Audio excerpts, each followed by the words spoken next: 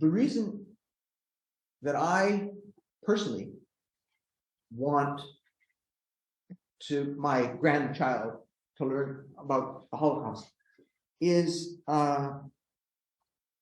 because this is my personal response. I believe that anybody can have a different response. So I'm not telling you to think the way I think. I think the Holocaust is separate and different than all the other genocides.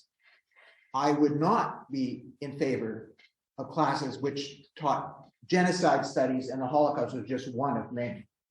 This is my view. The Holocaust is important, not just because one is Jewish. The Holocaust is important to me because it shows me what human beings can do. That is what interests me.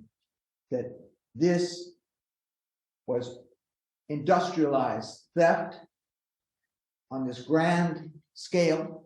And one of the best books I ever read was King Leopold's Ghosts, which is about the genocide in the Congo. Fantastic book.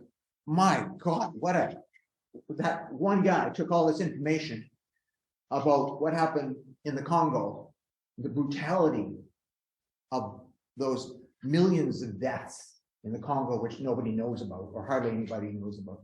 And he digested it all. I put it there, and it's absolutely staggering.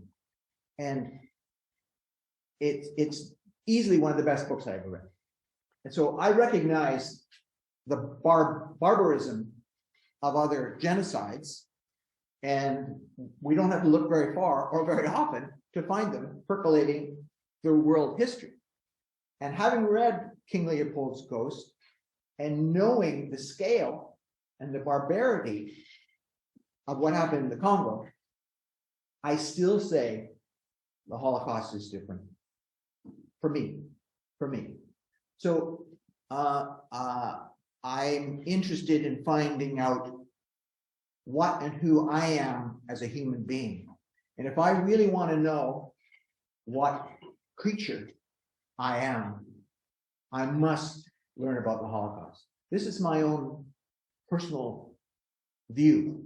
I don't expect anybody else to subscribe to it, but I'm explaining to you why I was motivated to try and invent a new vehicle for teaching about the Holocaust that could be used specifically in British Columbia.